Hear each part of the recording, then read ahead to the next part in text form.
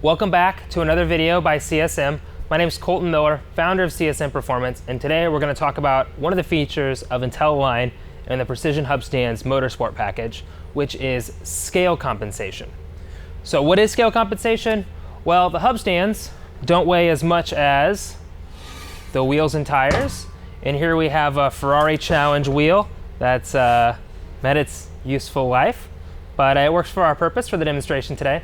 So these two things weigh different amounts. And so if we corner balance the car on this, when in reality the wheels and tires, in this case just the wheel, weigh a different amount, we'll get an inaccurate corner balance.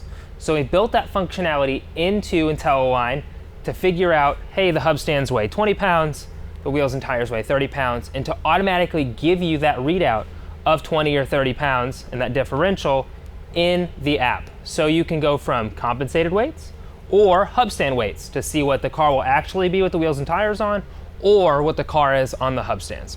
And so we're going to show you that process today. All right, so moving into the app. What we're going to do is we're going to figure out how much the Precision Hub Stands weigh. We're going to figure out how much the wheels and tires weigh. In this case, it's for the right front, so we're going to match the right front. We're going to find that difference. And the IntelAlign app does this all for us. We just need to put the right things on the right scales at the right time. So for the right front, let's dig into the app. We're going to go in and we're going to press the Compensate Scales button. And we're going to remove the Precision Hub Stands from the scale pad so there's no weight on it. Cool. It's going to ask us to zero the scales, so we're going to do that. Takes a second. All the scales are done. Now normally you do all four at the same time for this, but just for video's sake, we're only going to do the right front, and that'll kind of demonstrate what's going on. The next line is load. We're not going to load anything because we don't have anything saved. And now it's going to tell us to place the Precision Hub Stands onto the scale pad. So that's what we're going to do. We'll pick it up just like it's going to be on the car, and we're going to set it on the scale pad. And now it's going to tell us how much it weighs. And you can see at right below step 1, we've got about 12 pounds on the right front. So we'll hit weigh Precision Hub Stands. It captured 0 for the rest, but 12 pounds for the right front. And now we can take this off, and we're going to place the wheel and tire, in this case just the wheel, onto the scale pad. And one of the big things to note is you don't want this to touch the leveling screws because it'll give an inaccurate reading. So when we do this, we thread these leveling screws all the way down just so you can't interact with it. And now we have 25 pounds that you can see at the top for the right front, so about a 13-pound difference. So we'll click the weigh tires. Sweet. So now the app knows the hub stands weigh 12 pounds.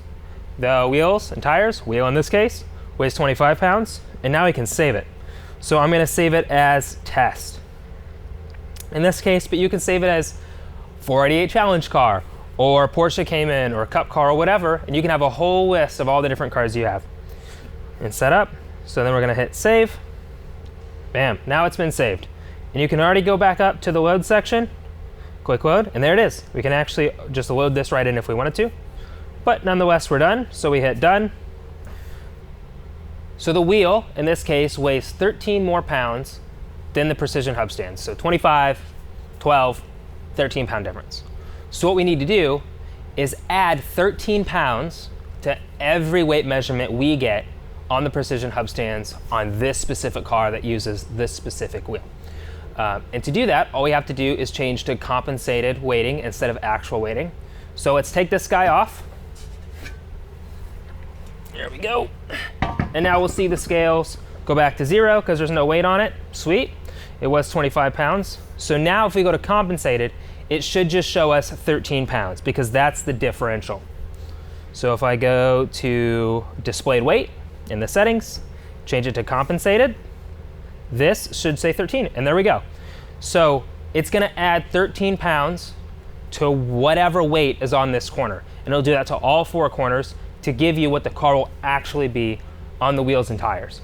This is to make it easier for weights, minimum weights, with sanctioning bodies like IMSA, or you're just trying to nail that corner weight, especially if you have a car that has larger tires in the rear than the front, then you're going to run into a differential that's larger or smaller. And every car is different, so we typically recommend doing it for each car. It's totally up to you as to how specific you want to get in your corner balancing, but this is the way to nail it. And that is compensating scales and scale measurements. If you have any questions, feel free to let us know. We're happy to dig into the details on how it all works.